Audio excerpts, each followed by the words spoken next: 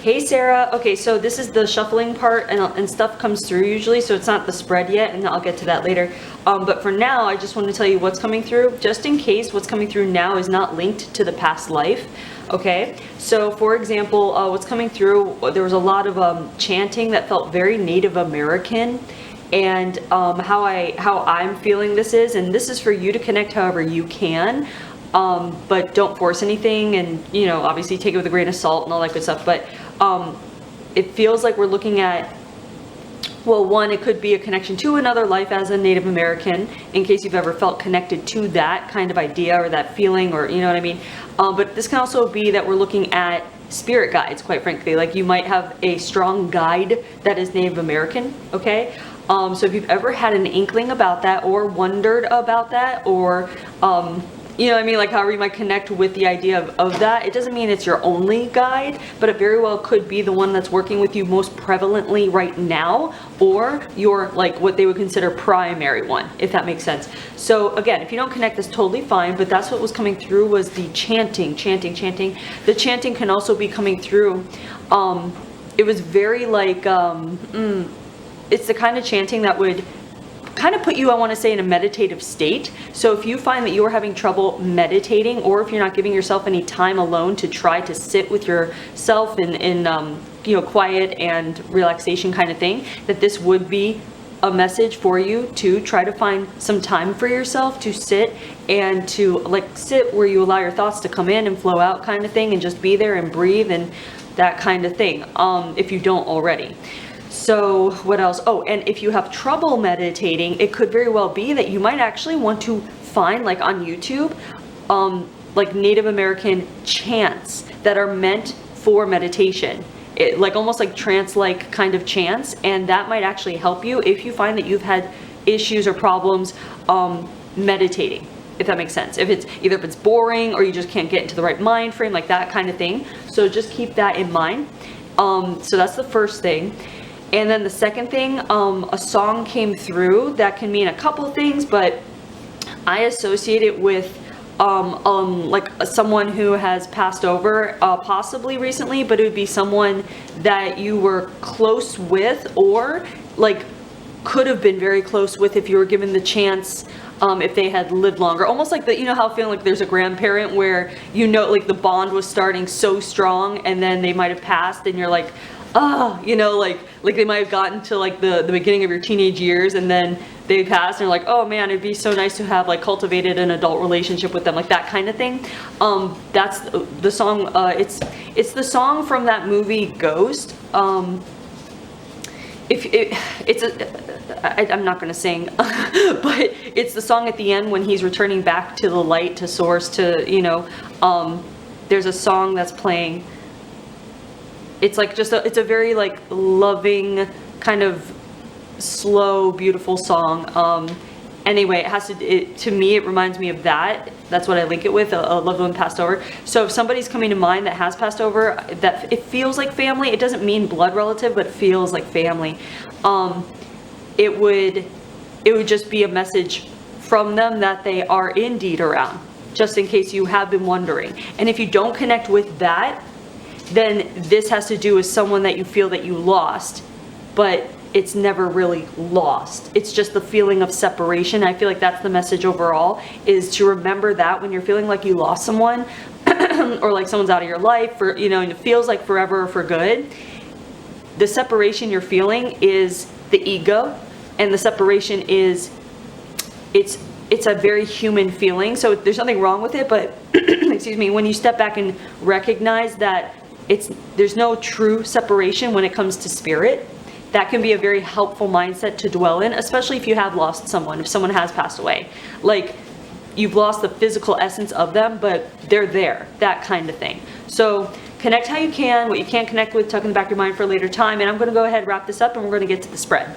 Hey Sarah, okay, so here's your past life spread. So what we're going to do is look at where you were, what you did with the majority of your time there, an important day with the relationships and feelings involved, another important day with relationships and feelings, the death and lesson learned, and we'll get hints of time throughout, okay? So all I'm going to do is relay to you the images and impressions that are coming through. And your job is going to be to try to make connections where you can based off of what comes through here and your current life. And I'll try to help however I can, okay?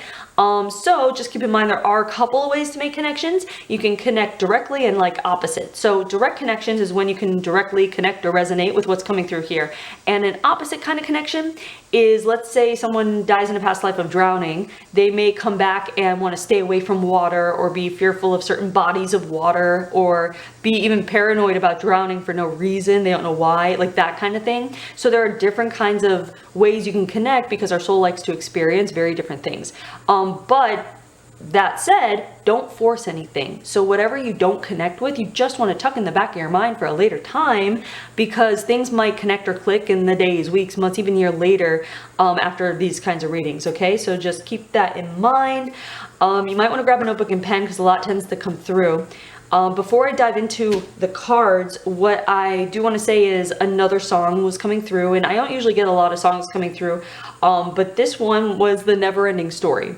And when it was coming through, like, you know, because what happens is like I just kind of hum along as I lay the spread. And it was the feeling again that I feel like connects with what I was talking about before with the idea of separation. So again, I don't know if you have lost someone, if you are aware that someone might be heading out, like if it's, you know, again, like an older person, we know they have limited time, or if this is a loved one that you feel separated from, to help you live your best life despite that, whatever it is that's going on, or what may be going on soon, or whatever, just to remember that the connection never leaves. The connection never dies. It's just the physical proximity to our loved ones that hurts the most when that's gone. And that's what we focus on because as humans, we like to touch and see and taste and hear and smell, you know what I mean? So we get so focused on those very visceral senses that it's harder to tune in to the subtleness of the energy of like that loving connection. But the energy is always there. You just have to learn to focus on it, which you do when you're in the present moment. So I don't know if you've heard of present moment practices, but you might want to look into that or try that because it can be very helpful when you're going through the hardship of losing someone or feeling the separation, that understanding that that separation is one of those illusions that we experience here on earth, kind of like time itself, right? So just, you know, connect however you can, but if you don't connect now, that's totally fine. But yeah, let's go ahead and begin. All right, so first off, where we're going, this is the Americas card, okay? So we're looking at either North, Central, or South America. And this is definitely not North America. I feel like there was something about when I mentioned before, like the Native American thing, where I don't know if that is directly involved with, what I'm looking at here, but there's something about this where we're looking at someone who is Native or Indigenous. And I'm just seeing, okay, so this is a male. We're looking at a male aspect of you. So this could be coming up in case you can connect in the way of if you grew up and you were a tomboy, if you are in touch with your masculine energy, that kind of thing. Now the thing is too, the opposite would be if you came back into this life to explore the feminine or divine feminine or that kind of thing. So if you find, you know, whichever one you're connecting with, that's what I mean is when you can have direct or opposite kinds of connections, but it's coming through as a male life. This kind of thing can also come through because the feeling of this male, it feels like we're looking at someone who is very like, when you think of an ideal masculine presence, there's something about it that is very grounded, and that could be coming through here in case you in your current life feel ungrounded, meaning kind of not on solid ground, or you're indecisive, or you're uncertain of when it comes to decision making. You might be hemming and hawing and I don't know, you know, like that kind of thing when it comes to not being grounded and stable, which can be emotionally or mentally, that kind of thing. And this could be coming through as like a reminder message that you have been a very grounded, stable presence is what this feels like, and that you have that within you. but it just may be that if you're not feeling that way in this life or at this time in your life, that you're just experiencing what it's like not to feel stable and grounded, if that makes sense.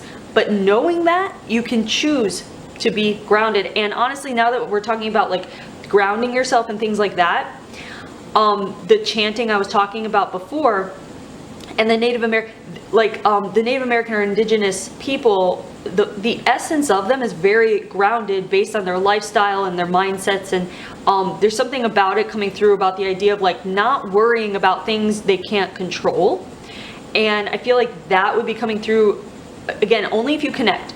But if there is something going on in your life or a part of your life that you feel like you cannot control or have no control over, there are a couple things to do about that. But one would be to ground yourself, because ultimately it comes to the idea where you don't have to control it. And the desire to control something can actually act as a resistance to the flow. Okay, if that makes sense. So this could be coming through just to remind you that your job really is just to stabilize or anchor yourself within your being. And there might be certain practices that would work for you that might not work for, let's say, you know, like someone, your best friend or what, you know what I mean, people around you, even your family. You might be very different in what you need to feel grounded and stable and whatever it might be, right? So as I'm talking, what that feels like too is to make sure that you are catering to your needs and not to push off or put off any ideas that come through that might, even if you, it's almost like I want to say, if you ever had an idea like, I want to go take a staycation by myself by the water or whatever it is, like, you know, somewhere to get away. But then you go, oh, no, that's silly. I'd feel bad because so-and-so would want to come, or you know, kind of talk yourself out of it. If you find that you're someone that talks yourself out of ideas that you get for yourself, just in case you connect with that, this would be the kind of message where it's like, stop doing that and don't do that. And in case you don't realize that you do that, because it might have become such a natural thing, you want to start paying attention to your thoughts to see if you are doing that, but you're not even aware that you're doing that. And if you're doing that, become aware of it so that you can catch yourself in the act of doing that, and instead give whatever it is that you want to yourself. Give that to yourself.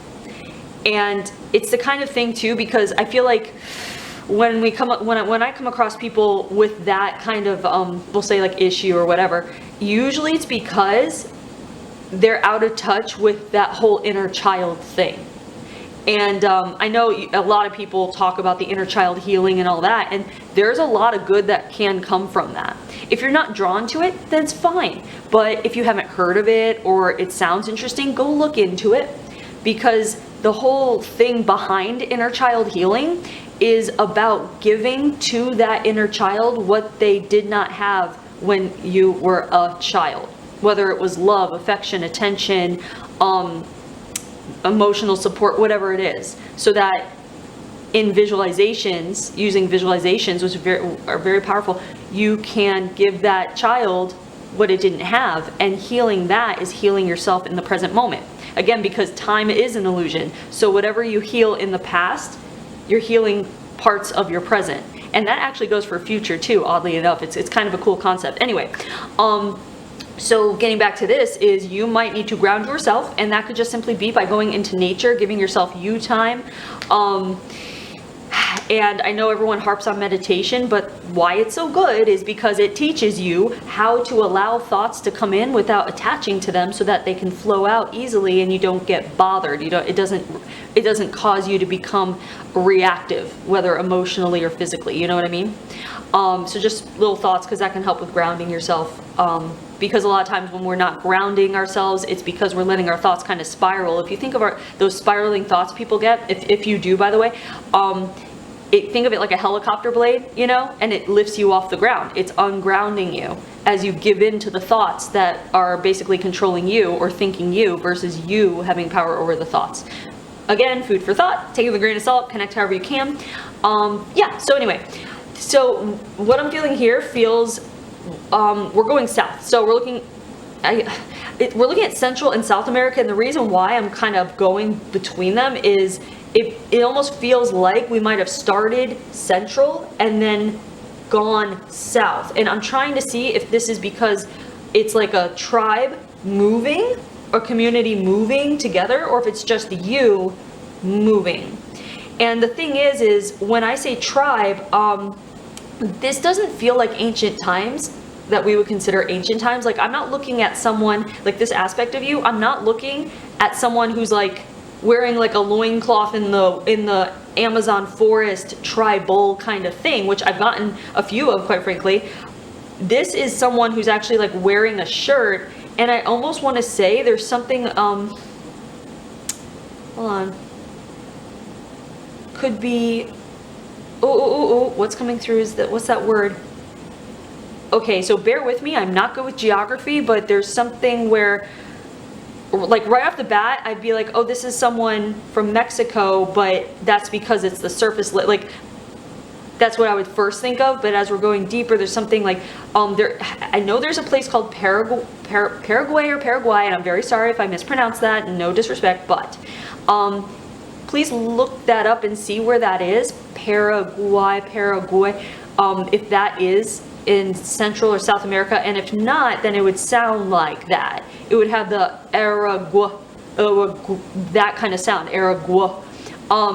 But if there is a Paraguay or Paraguay in South, Central or South, I'm pretty sure there is one. I mean, anyway, so that's what I'm picking up. Go look it up, and either one, you might connect where you already know, you might already know that place and heard about it, or connect in the way where you know about it, in the sense of wanting to even like, oh, I want to visit that place. Like maybe there's something about that place you know about, or that you're pulled to. And if not, what you want to do is Google it and look at photos of the land, and look up photos of the land and the people, like the indigenous people of that place, and just see how it makes you feel. Okay, because everyone feels different when they're emotionally pulled or triggered by seeing places of their where they once dwelled. And it can feel very different for different people. So just see how you feel, how that makes you feel. But that's what this feels like. Anyway, this aspect of you, they're showing him in clothes that I would place to be in either the late 19th century or very early 20th century is what this feels like. And there's something about him. Hold on. Something about him looking for work. So this is okay, hold on. I want to go to this card real quick just to get, so this is the Guardian and Protector card. And the Guardian and Protector card, like, yeah, sometimes we get security guards, sometimes we get someone who is the protector of like a tribe, right? And they're like the lookout, like that kind of thing. This though feels like we're looking at Protector Guardian, where this feels like a guy who has a family, like a large family, like living with like an extended family, like living with like cousins, aunts, uncles, grandparents, like that kind of thing. It's like a very simplistic living situation, but it also feels like it's not out of the ordinary for where this guy is coming from. I want to say we're looking at someone living, I think we would consider it poverty, but for them it would be normal. However, there's still something about this guy wanting to go off to make money to take care of the family.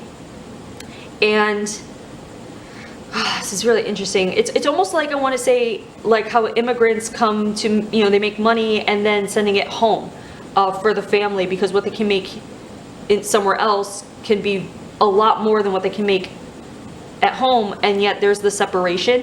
Interesting. Okay, so then there's the separation. So when we first started this whole thing, even during the shuffling, was this idea of separation. So it could be connecting here if it doesn't connect with your current life, when we were talking about separation or the passing over or whatever, or it can connect to both, quite frankly. But we are looking at someone that it feels like, and they're putting me, I want to say we're looking at someone who's like in late 20s, maybe like, yeah, like a late 20s, early 30s kind of thing, but he looks older than he is. So how you might connect with that is you in your current life can feel older than you are. Like, you can just feel like either it's the feeling of that whole thing, like you feel like an old soul, or you feel like, if you ever feel like you're tired, but not actually tired like you can sleep, but like tired, like soul weary. If you ever get bouts of feeling soul weary, and some people translate that as depression. So if you ever get bouts of depression, it's not about depression so much as feeling depressed. I know it sounds kind of the same thing, but it's not. It's like, just like, it would be times where you would feel like on a soul, like your soul would be kind of tired or exhausted. And if not, that's totally fine. But if you do connect with that, it comes from here, because it feels like this person had to work from a young age, and then as he got older, he had to work somewhere else where he didn't even have the support or the physical presence of his family with him, but it was for their betterment. So we're looking at someone too who is working his butt off for his family and not really reaping any pleasures out of life while doing so, except for knowing that his family is able to be fed and clothed and this and that. And it feels like the burden of all of that is on his shoulders, in the sense where it feels like he's almost like the oldest male whatever, like the eldest brother, the eldest whatever it is, where traditionally that's who would take on the burden of this responsibility. So in your current life, if you feel like you have to take on people's burden or responsibilities, or if you feel like you have to help people all the time just because you are able to, if you connect with that, this would be a message for you as to, one, why you might feel that way. It's an echo from here, but the real message would be, don't do it anymore. Like, it's not don't help people you love, but you need to either lessen it if you love them, or you need to learn to say no if you're being requested, your time and energy is being requested more than you're willing, more than is healthy, we'll say, for you mentally or emotionally or physically. But also learning to say no, and also learning to cater to yourself and make sure your focus is primarily on you. Now, I understand when people have like kids, of course you want to people want to prioritize their kids, but if you think of it this way too, whether, it's like, just in case you do have kids, but if you fill your own love bucket first, then what's left over can spill out to the ones you love, versus running on fumes where there's nothing left in that love bucket. You've given it all away, and then that causes so much stuff like a resentment or a drained, exhausted lifestyle, or anger, frustration, whatever, you know what I mean? So from what we're talking about here, it's almost like I want to say, make sure that you are catering to your wants and needs first. Make sure you are filling yourself up. Make sure you are, I want to say, like, do whatever it takes so that you're not feeling depleted. And if you are feeling depleted, or like what we were talking about, like the soul weary stuff sometimes, that is you, literally, that's just a cue. It's an indicator that's telling you, that's your higher self, your inner, your being, whatever, telling you you're exhausted for a reason, or you feel this way for a reason. You need to shift your focus and do something for you to to feel whole again, if that makes sense. Like, no one else is responsible for that, and no one else is. It's almost like if you feel like someone is draining you, they're not. You're allowing them to drain you. You know what I mean? Even though it feels like someone is draining you, it means that you haven't put up the boundary that's needed in order to make it so that they don't cross over that boundary, or if they do, you stand firm on your boundary and you withdraw even more. That is self-love, okay? That's focusing on you. This is someone, though, who this is someone who pushed his needs and wants deep down, and yes, it was in service of people he loved, and that was his purpose here, obviously. But because that's his purpose here, that's not your purpose now. So your job now is not to cater to other people, or to take on other people's responsibilities or their burdens, just to lighten their load. That's not your responsibility. Because you also want to consider too, when you do that, when you take someone else's, like when you feel like you're taking the burden, you're helping someone, it can also be you enabling them in the way where they're not learning a lesson. You know what I mean? So again, this is only if you connect as someone who would consider yourself to be the helper, or that kind of thing.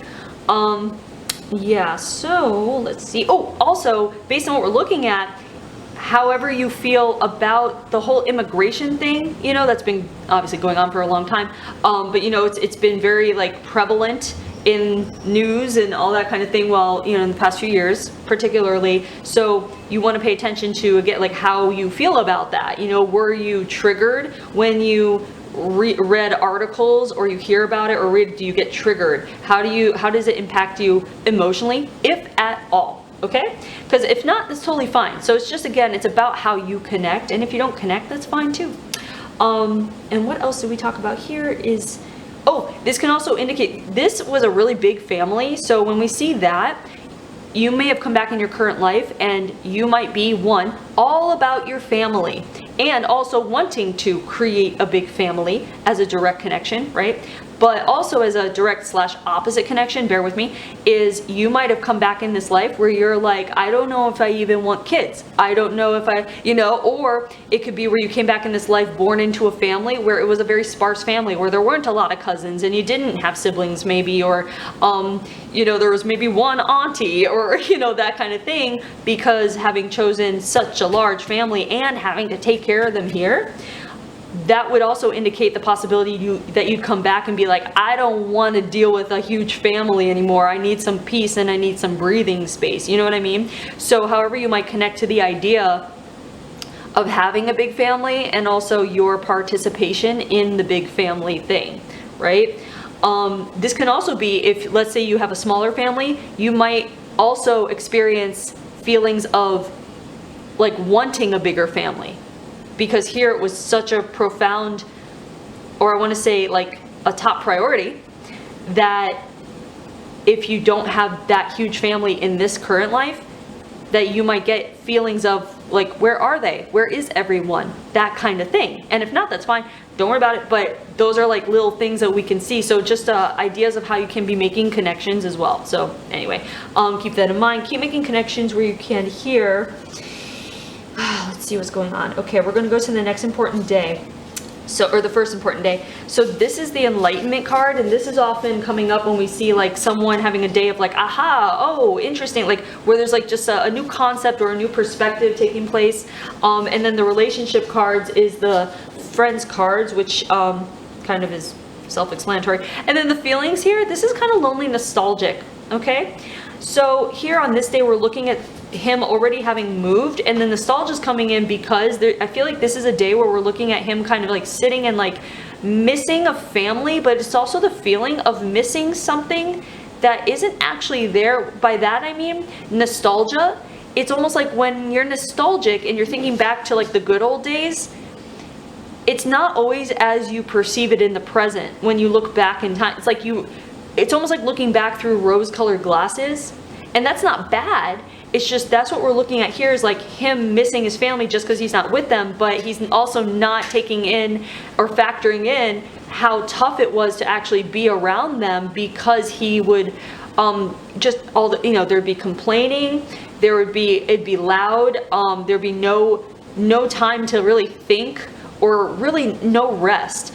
And when he moved, even though he was working hard all day, there was still more rest, because he didn't have to cater to the presence of them directly, if that makes sense. So with that coming through, it can mean that we're looking at something where the idea of it is better than the reality of it. That's not saying you don't love your family, you don't love people, that kind of thing.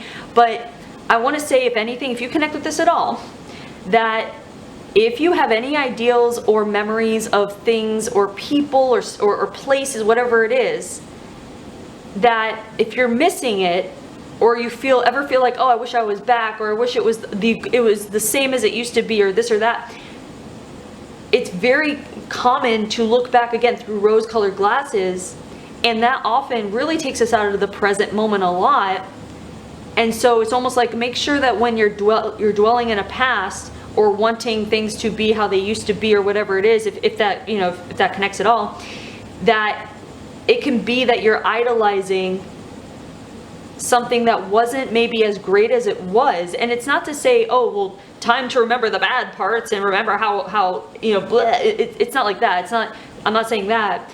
It's just being aware of when you might be romanticizing or idolizing or idealizing a certain time or a certain relationship or whatever it might be, to the point where it's holding you back from looking at what you have now, or holding you back from creating space within you to bring in other situations and people that are actually much better and can be even more of a beautiful experience versus when you're dwelling in the past, if that makes sense. So this would just be kind of a message of checking in to make sure that you are not wearing rose-colored glasses when it comes to, it's also the idea like how when you're in a relationship and years go by and you start to romanticize like the beginning of the relationship, and then you just stay in it because you remember how good it used to be, and then you have hopes for the potential that it might once again be that way, or that kind of beginning feeling of it might return.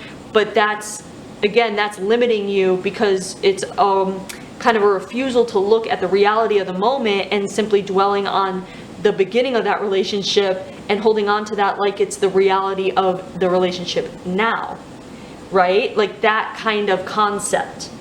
So that's just what I feel like is coming through here. And that's what's happening here, is we're seeing a day where this is a mentally emotional day, because he's having realizations. So the Enlightenment card are realizations of what I'm talking about, basically looking through rose-colored glasses at his, the family or whatever, like, oh, I miss my family, I miss my home, I miss my homeland, I miss this, I miss that.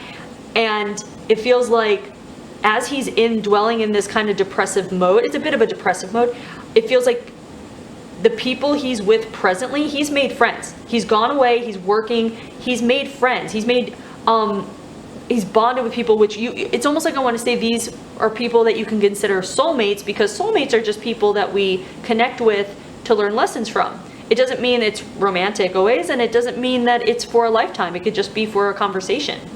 And I feel like that's what we're seeing here, is in this blip of time in his life that he's working in this place, because it feels like he moves. There's something about his job where it feels like it's mobile, or he's moving. It's almost like I want to say if he is someone that farms the land or something like that, like collecting resources, whatever it is, he's moved around a lot. So you make friends where you go, but it's kind of like a comrade or a camaraderie ship, if that's the word, rather than a true like forever friendship, because you don't know if you're going to see them again kind of thing. But it feels like wherever he is here, he's having this day where it feels like after a very long workload, he's just like, oh man, I really wish I was just with my family, blah, blah, blah. But then it's like realizing like that what he's thinking about, it's kind of like remembering what it's like for your mother to hold you. If you had like a mother that was very motherly and warm, that when she held you when you were a kid, or when you got hurt and she would make you feel better, that kind of feeling. And it's like there is no returning to that. And that might feel bittersweet, but there's no returning to it. So dwelling on it in a way where it's the kind of dwelling where you want it back, rather than just kind of dwelling for a moment in a loving memory and then coming back, that can be unhealthy when you dwell for a long period of time in the wanting of it back, when it's not coming back. So we're getting hit with like a dose of reality, but the dose of reality where the thought of the reality can feel, again, bittersweet and harsh, it can actually be very helpful to ground you in the present moment, so that you create space for more situations and relationships, we can say, to come in to help you feel that way again, like you are cared for and wanted and needed, and you fit in, and you're welcomed and you're embraced, that kind of thing.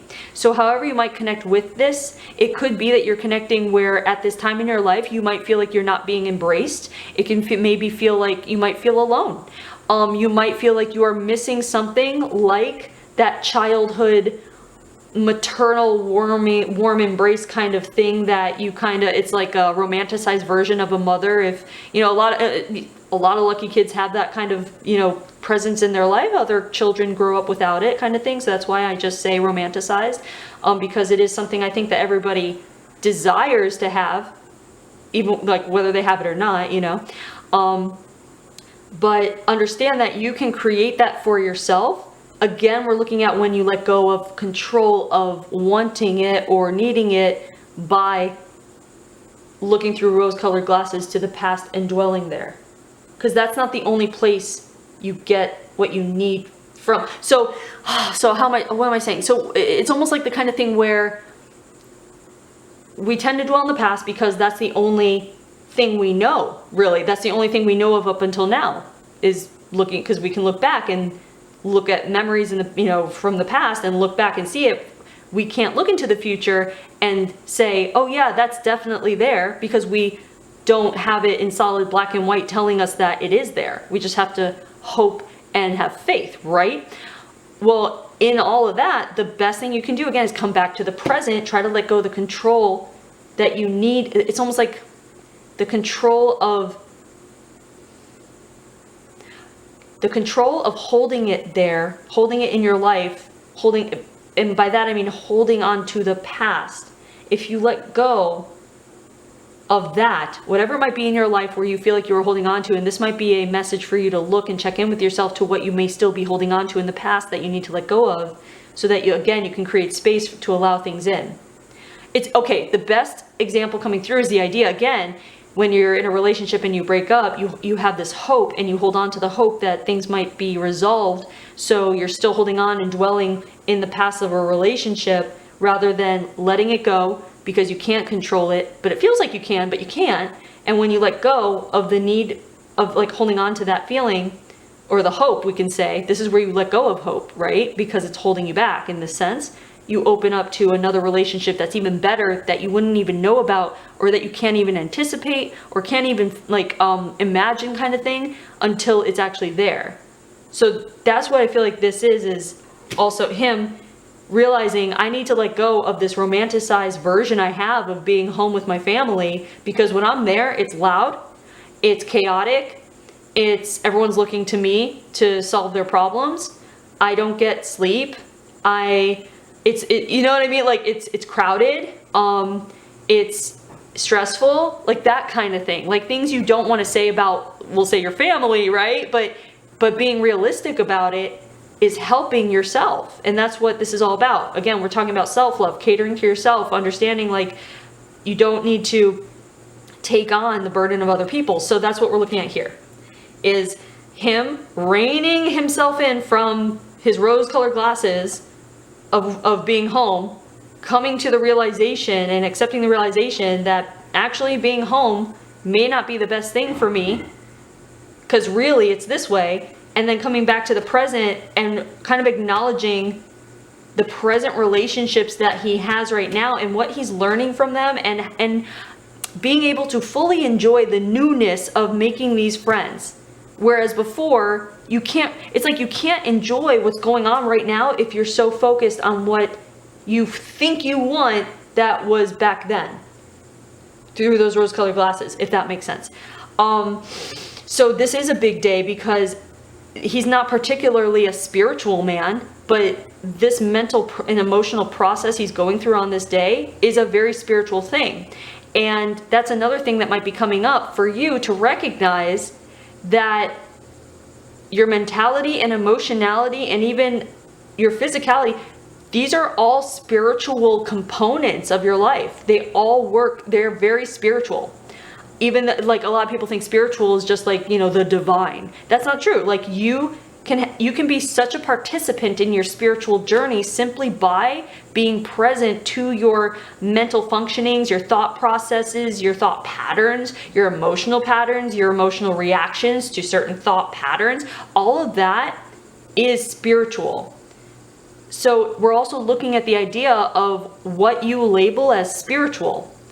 And if you find that you don't label yourself as a spiritual person, that you have to recognize you are going through a spiritual journey. It just doesn't look like what you might think spiritualism is. And this goes also for like when you look at other people, and a lot of people tend to like either judge or just label other people as not spiritual because they might be, let's say, materialistic or shallow or whatever. But then you take a step back and realize that they are that way because either one, they're meant to learn how not to be, or they may be here simply to live a life that is purely material because they might have had another life where they didn't have a dime to their name. You know what I mean? Like, so it's like you just don't know, you don't know everyone's journey, right? But everyone's journey is, in a sense, spiritual because there are lessons in it. So yeah, so it's almost like I want to say, if you feel like you're not living like a spiritual journey, you need to give yourself more credit and understand, again, it is in the mental processing, it's in the self-awareness, the emotional reactions, all that's spiritual. So the more in touch you are with yourself, the more in tune and aligned and connected you are, that's you tapping into being present and aware when all that is going on in your mind and your heart and soul and body, right? That's all this is. It's about self-awareness. So whenever you are self-aware or you practice something that is mindful or brings your awareness to the self and how you're functioning in there, those are spiritual practices. All right? This can also just indicate that you are a nostalgic person. And if you are a nostalgic person, then this would be helpful for you to help you recognize when it's going on so you can reel yourself back from the past. It's not bad to dip in and feel good about it, but it's when you start missing it and start feeling like you're lacking something now because of missing something from then. That's when you want to pull yourself back to the present, okay? So just some food for thought, but keep making connections here, and we're going to go to the next important day. So on this next important day here, we have the move, move, move, let's go card. So this is usually indicating that there is someone who's leaving or fleeing for some reason.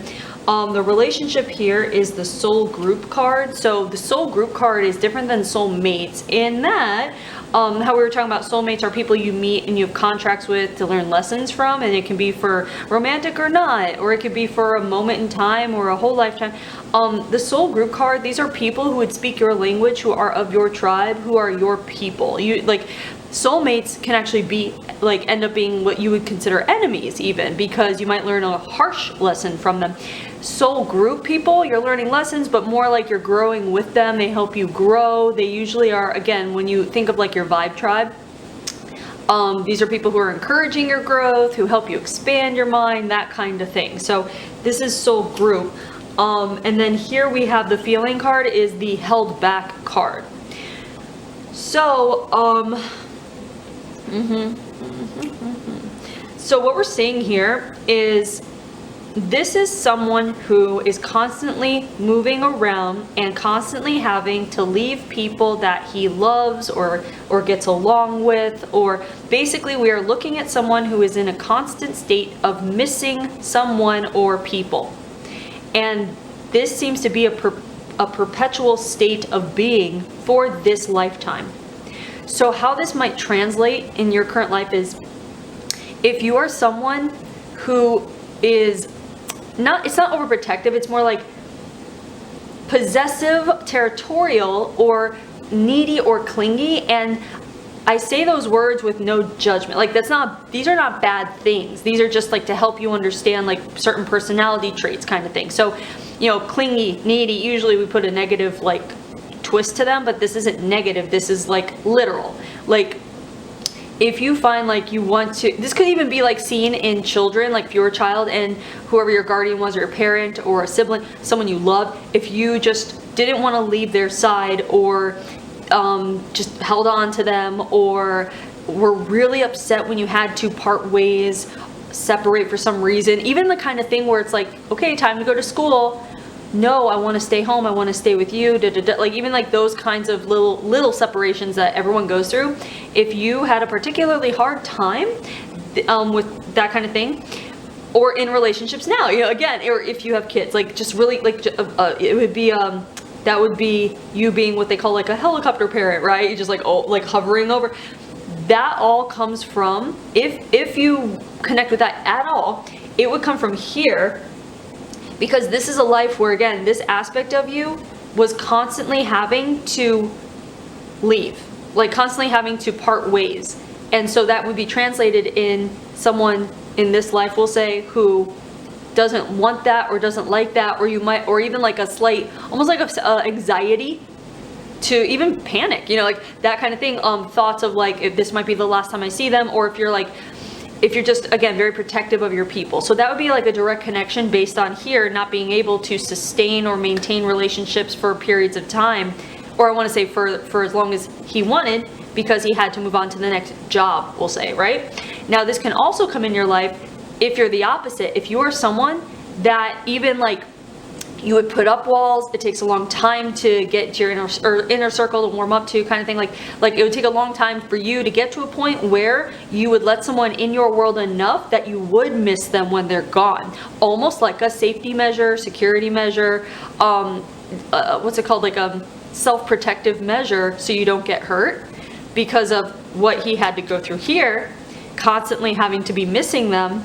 putting up walls to kind of like mentally get through things. So if you find that you are mentally strong, like you just one foot after the, one step after the other, kind of thing, that would be a connection, because it's again, like security or safety. Like, I don't want to have to miss them so much because it would hurt so much, because it was constant here. It's not like he was crying all the time, of course. It was just that it was a constant, it just feels like a perpetual state of separation from people that he liked. And especially like making new friends. You don't know if you're going to see him again, you know, and it feels like this is the kind of time where, you know, there's no telephone. You know, you might write someone, but even these people, you don't know where they are. And honestly, the feeling of this is like, it's like writing letters, or that was a luxury. It feels like this is someone that did not have a lot of luxuries, you know? Which, by the way, you might be able to connect if you in your current life, if you like material goods, if you are sentimental, or even hoard a little bit of your things, because this person feels like there's really nothing more than the clothes he wore, because it feels like the amount of travel or the amount of movement he did from like, well, we'll just say like farm to farm kind of thing. It's like you don't carry goods with you. You do not collect souvenirs as you go. That was just not a thing to do here. So there was really a lack of things that he could call his own. So in your current life, again, that might translate as someone where you are just very particular about your things, or you might be very sentimental or have a hard time letting go of things. So that might be the case. And of course, the other connection would be if you're the same. If it's like, I don't need stuff, stuff is for the birds, I just care about my relationship, and you don't have any attachment or sentimental attachment to gifts or items even. And it might even be the kind of thing where you wonder, like, is something wrong with me? I really don't even, it's just a thing, where other people are usually so sentimental about gifts and stuff. So however you might connect with that, you're seeing how it might, where it might come from, that kind of thing when it comes to material goods and your level of sentimentality or attachment to them, okay? So just keep that in mind. And then we were talking about that, right? Okay, so we're looking, hold on. So we're looking later on, and it feels like there's something happening here where there is an opportunity for him to return home. And the soul group we're seeing is the family. His family that he left at home, that's the soul group. So as loud or obnoxious as they are, that doesn't mean that they're not his people, right? So we're looking at the possibility of returning home. But then we're feeling, so we have a held back card because we're seeing him debating whether returning home is for the best. Like, will I still have the opportunity at home to be able to take care of them as well as I am being able to take care of them while I'm apart from them? So we're looking at someone, again, it's like an indecisiveness between that, which is interesting because he is usually a very grounded person, right? So I feel like that's also coming up as a little thing for you to consider, that you might consider yourself to be one way, so that when something arises that causes you to behave, act, or think in opposition to how you see yourself usually, to not be concerned or worried or let it overwhelm you or anything like that. Like, oh, I'm thinking these thoughts or feeling this way, when usually I'm over here feeling this way. What's going on? So this would just be a message, if you connect with that at all, where you know yourself, but then you're feeling like something is different about yourself, that kind of thing, to not panic or freak out. Just like go with the flow, sit with it, process it, you know, that kind of thing. Like allow new emotions and thought processes about yourself or ideas about yourself. Allow it to just flow in and just like sit with it, you know, because you don't have to change if you don't want to. But if you feel a change coming on, it's because change is the one constant thing. It's not necessarily a bad thing. It could just be scary when that change might disrupt how you have perceived yourself for so long, okay? But it's always like, when change comes naturally and organically, to try your best to just sit and allow it to flow through you and see what comes of it and what the process is as you transform. And that's perfectly okay. Do understand though, when you do transform and change, a lot of people lose people close to them, and here we are looking at someone whose people are the only thing that matters to them. So that can be very hard when someone changes for the betterment, you know, like you stepping into a better version of yourself or a wholer version of yourself or whatever it might be. And you might see people in your life dip back, you know, because they no longer align with who you're becoming. To allow that to happen, as hard as it may seem, okay? It's not about like pushing people away, but it is about maybe you need to put boundaries up, or maybe you'll just see people put boundaries up of their own and fade away, and it has nothing to do with you, everything to do with them. When they do that, none of your business, let them do their thing, right? You just focus on you and keep going, okay? Right, so anyway, so we are looking at someone here who is in a uncertainty about basically choosing what he wants over what he feels would be best for others. Again, we're looking at someone who is like, I am so used to taking the burden and being responsible for them. I don't know if I would feel comfortable going home because it would make me feel better, but it might be harder on them. And what's happening here is he is not giving his people credit. Like, he's not giving them credit for like their, I want to say their ability to survive and their ability to make it work. He feels like he has to make it work. He has to make, you know, everything happen. So we're looking at, someone, I wouldn't be surprised, quite frankly, if you connect with that at all, like being the one that takes on the burden. If you have any neck or back issues or, you know, that kind of thing, might be stress. And I'm not a medical doctor or anything like that, but if you are, the feeling of this is the burden is on his shoulders. So again, if you have neck or back, whatever, you know, consider like literally going to a chiropractor. And also the thing is get rid of the stress, the excess stress of caretaking for people who do not need you to caretake. But even if it looks like they do, but they don't when you really step back. And this could be for kids too, where you might feel like you have to like be there to help guide them every step of the way. You want to protect them from stuff or whatever.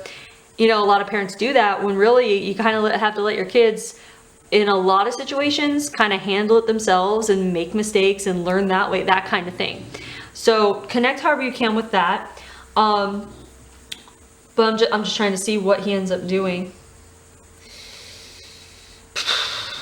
Well, it feels like here on this day, this particular day, when he is given the opportunity to go back, I feel like he talks himself out of it, but just barely. Where how he talks himself out of it, he almost tricks himself. So this is interesting, because if you do this, this would be interesting. And you would know if you kind of you trick yourself into a certain like action, like oh, I'll just put in another 2 months into this job, even though I'm miserable, but it's just 2 more months. And then after 2 months, I'll know I'll be able to, like, you know, really see where I'm going after that. But then 2 months rolls around and you're like, it hasn't been as bad as I thought it would be. I'll just maybe another 6 months, that kind of thing. That's what he's doing. So he's like, I'm going to stick it out, and you know what I'm going to do? I'm going to visit them for the holidays or something like that. Like, I'm going to make time this year at some point to just go home for like a couple weeks and spend time with them and then come back. But it feels like that doesn't happen. And I don't feel like he never sees them again. He might, but they're not showing me that, because that's not the important part. The important part is that he is not giving in to his, it's a need to see his people, to his soul group. And not just a want, like he needs them, and he doesn't give himself that need, because he doesn't label it a need, because he's not labeling, he's not putting himself first at all, ever. So this would be a message for you to make sure that you're putting yourself first where it matters most, and also not labeling your needs as mere wants. Does that make sense? So and that's only if you connect. If you connect with, you label the things that you need, that your heart needs, that your soul needs, whatever it might be, but you've gotten to a habit of just saying, like making it like just like, oh, I want it. It's not like I need it. I can survive without it. Just because you can survive without something doesn't mean you don't need it, okay? So you have to expand your definition of needs to go beyond like food, water, shelter, you know, the basic survival needs. You need to allow yourself to label the next level up as needs if this connects with you, which means like relationships, you time, breathing space, even like indulging in certain things because you do need it. Like, it's okay. Like, I'm not talking, like, I think you understand. You get it. So, okay. So anyway, what's happening here too is I feel like this is happening because let's say he got to like a farm, and let's say the harvest was like half as much as what was anticipated. So everyone's being cut loose, or you know, whatever, like, okay, you worked half the time, you're done, go, kind of thing. And that's where he was like, I can take this extra time now and go visit home, or I can just push through and I can find the next job and go to the next site and make blah blah blah and like get ahead, right? Get ahead. And that's what he does. But this is also coming through with the message of life is not about getting ahead. That's the ego. That's the illusion. That's keeping up with the Joneses. That's, you know, getting ahead in that way, in the way like this, like, oh, if I just push, I can make a lot of money, right? And that's great. But it's more about like getting ahead. If it's feeding your soul, that's the only thing that should matter when it comes to getting ahead. If that makes sense. So this would be more than anything, it's like, don't push yourself towards what you might consider to be achievement unless it's feeding your soul. And you know that when it's the soul versus ego, when you push ahead, it's to look a certain way versus to feel a certain way. And the feeling doesn't have anything to do with showing off or thinking of who might, you know, who might see you getting ahead and, you know, wanting them to say, you know what I mean? And I'm not saying you're like that. I'm just, and there's no problem with being like that. But if you connect with this would just be a message for you to make sure that you know that when you are pushing ahead and kind of like, I want to say, running yourself ragged a bit to get ahead, just to be aware of what you're doing and the motivation behind it and what you hope to get out of it, and to choose wisely, you know, and to, I want to say, almost like know what is priority, or maybe even time to reprioritize what that might mean for you. Okay. So also we are looking at a workaholic. So if you happen to be in your current life overworking yourself, workaholic, or feel like you have to be working to feel productive, that is an echo of this life, and it could very well mean that it's time for you to, this is going to sound weird, to hold yourself back from doing that, so you can basically force rest upon yourself. So if you have not taken time to relax and do the self-care thing, this would be a nudge to prioritize that at this time, and or if not now, you will know when, and it will be soon, that kind of thing. So just make sure you are taking care of your mentality, emotionality, physical, all of that, okay? And also be aware of when you feel like you have to push or if you have to achieve or anything like that, to be aware that that is programming. That is what you were taught to do based on the society you live in, kind of thing, where it's not prioritized to rest and relax because that's labeled as lazy, and it's really not. You know, again, people don't know the kind of lives they've lived. So here, this is a full-on workaholic, exhausting life. So it's natural to feel an inclination to continue that because it becomes a habit and a pattern, and it's programmed like that. But we're also taught that kind of program, you know, when we're growing up in your current life, kind of thing too. But this kind of life usually calls for us to take a rest the next time around. And it's not about like not doing anything, but it's about prioritizing your peace of mind and peace of body and all that kind of thing over the working, desire to work kind of thing. Let's see, hold on, let's see. But also what it can mean, with such a workaholic kind of lifestyle, and this is like physical work, you know, this can also mean that you might have come back as someone who doesn't like to work, who doesn't like to always be on the go, who isn't is like, I don't care about achieving stuff, I just want to do what I want, because you learned here, like, you're exhausted essentially. Your soul wants the opposite. Your soul's like, I put in a lot of work here, I want to come back and I just want to chill out. We see that too. So that's just another connection that you could be making when it comes to that, if that makes sense. So keep making connections where you can here, but one last thing too, as I'm looking at this with the held back card, this is going to sound a bit counterintuitive, but it feels like the more you might push yourself to be productive, we can say, it could be likely that you're also feeling like you're missing something, or like it's not fulfilling you in a certain way that you thought it would feel like, or that you thought it would fulfill you, because we're kind of like taught to like do, and when you do, that is, you know, that's achieving, and that's great, right? That kind of thing, when really it can just be empty work, just like filling and busy, like where you just keep busy, and at the end you don't feel fulfilled. So if you are feeling that at all, this would be a message for you to stop doing, because the more you do, it's not going to fill any of those holes where you feel like there's a lack of fulfillment or purpose or whatever it might be. This would be a call for you to learn to be, instead of doing, being. And when you get in a state of being, which is just you being yourself and allowing things to flow and taking some you time and the whole self-care thing, where you're not feeling an urge to accomplish or to check off a list of things to do, that's when what you really truly should be doing in the way of inspired action will present itself to you. And then when you do that, it will feel fulfilling. That's how that works. So just some food for thought. Keep making connections where you can, though. And let's go ahead and go to the death card over here. So this is the burn baby burn card, and this comes up like, oh, like witch trials, burning at the stake, or someone burned in a house fire, or, you know, like that kind of thing. We even get like, oh, you died in the heat of the summer kind of thing, hot, heat, right? All this kind of thing. Honestly, this feels like what comes through is the idea of like being burnt out, like burning out, like running out of fuel, like that kind of thing.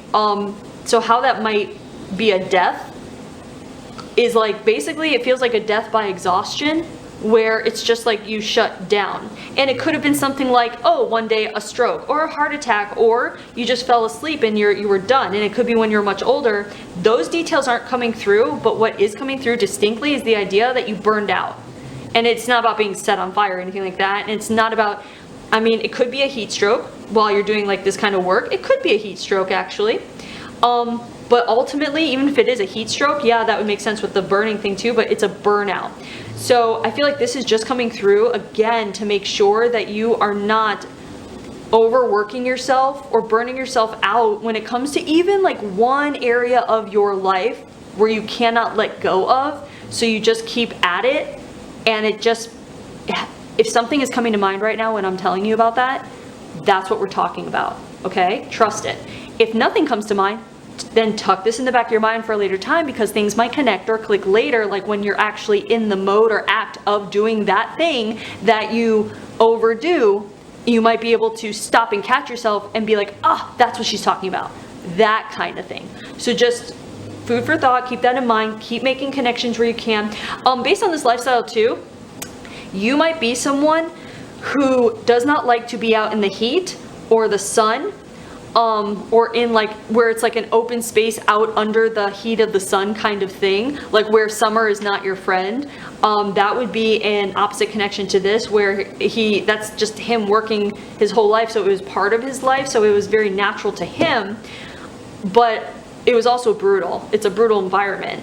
So this is someone too who can compartmentalize discomfort in order to get through things. So if you find that you are an expert at compartmentalizing your pain or discomfort in situations in order to get through them, almost like you numb yourself to it, that would be a direct connection.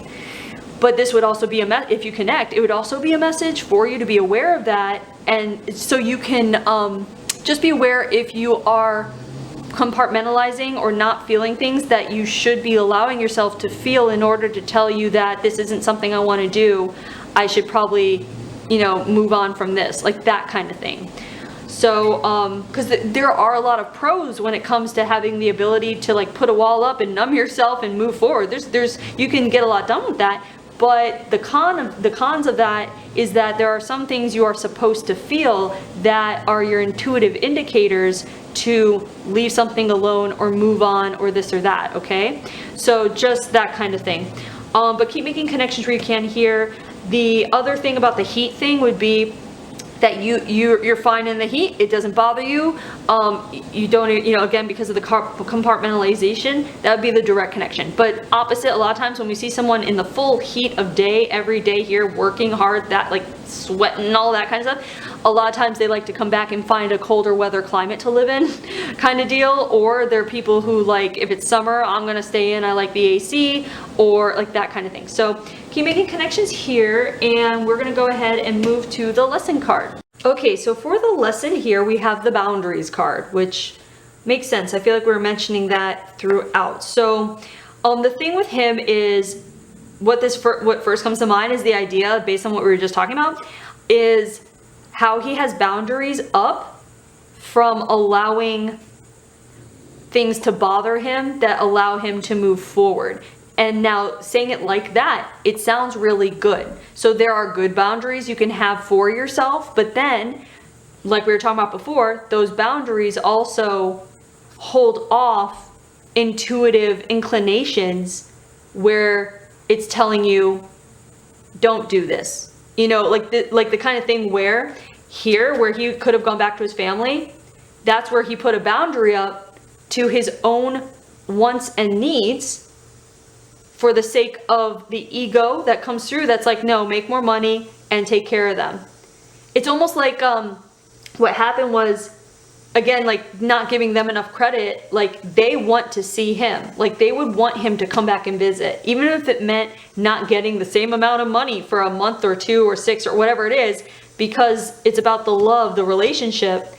And he's the one that chose to leave. They didn't send him. They weren't like, go and bring us riches, and you know what I mean? Like, they're not saying that. They're not like, you have to go work for us. They didn't do that. He did it himself. So we see this aspect continuing to hold himself back because of some notion that he is responsible to take care of them, or he must do this. And really, when it comes to that, that is the ego coming through. Even though it feels like a heart-based decision, like, I love them, I want to take care of them. It sounds like a heart-based decision, but it's also, these people might not need it.